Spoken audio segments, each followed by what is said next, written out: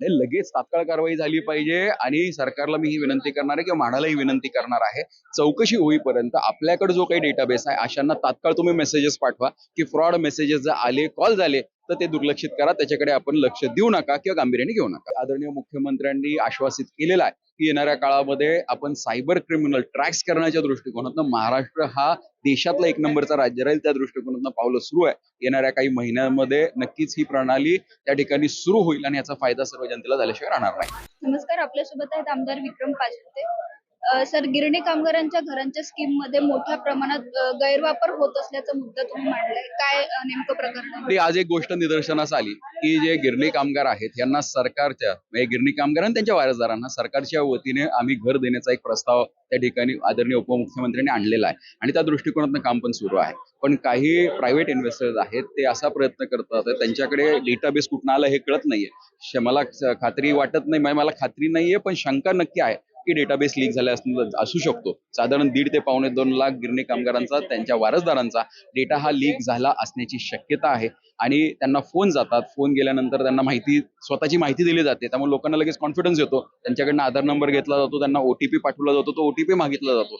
मला डाऊट असा आहे काहीशे कोटीचा त्या ठिकाणी फ्रॉड होण्याची शक्यता आहे आणि ह्या सगळ्या फ्रॉडमध्ये म्हाडाचे अधिकारी एक तर त्या ठिकाणी इन्व्हॉल्व असतील किंवा सायबर क्रिमिनल्स इन्व्हॉल्व असतील. त्यामुळे ह्या बाबीची सखोल चौकशी होणं अतिशय गरजेचं आहे.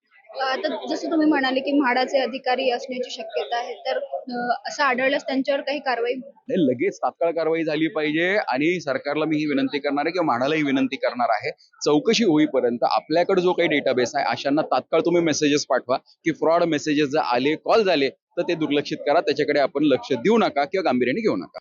अनेकदा लोकांना वेगवेगळी प्रलोभनं देऊन त्यांची फसवणूक केली जाते, मग ते सायबर क्रिमिनल सारख्या घटना असो, तर त्यावरही काही ठोस पावलं उचलण्यात येणार आहेत? या सभागृहात सुद्धा चर्चा झाली होती. आदरणीय मुख्यमंत्र्यांनी आश्वासित केलेलं आहे की येणाऱ्या काळामध्ये आपण सायबर क्रिमिनल ट्रॅक्स करण्याच्या दृष्टिकोनातून महाराष्ट्र हा देशातला एक नंबरचा राज्य राहील, त्या दृष्टिकोनातून पावलं सुरू आहे. येणाऱ्या काही महिन्यांमध्ये नक्कीच ही प्रणाली त्या ठिकाणी सुरू होईल आणि याचा फायदा सर्व जनतेला झाल्याशिवाय राहणार नाही. मागच्या अधिवेशनात आपण अन्न भेसळीचा मुद्दा उपस्थित केला होता. त्याचप्रमाणे बनावट पनीरचाही मुद्दा उपस्थित केला होता.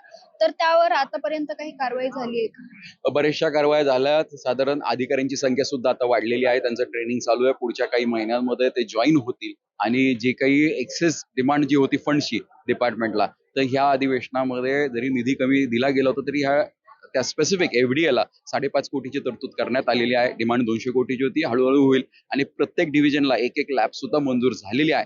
त्यामुळे फुल ना फुलाची पाकळी म्हणून याला सुरुवात नक्की झालेली आहे.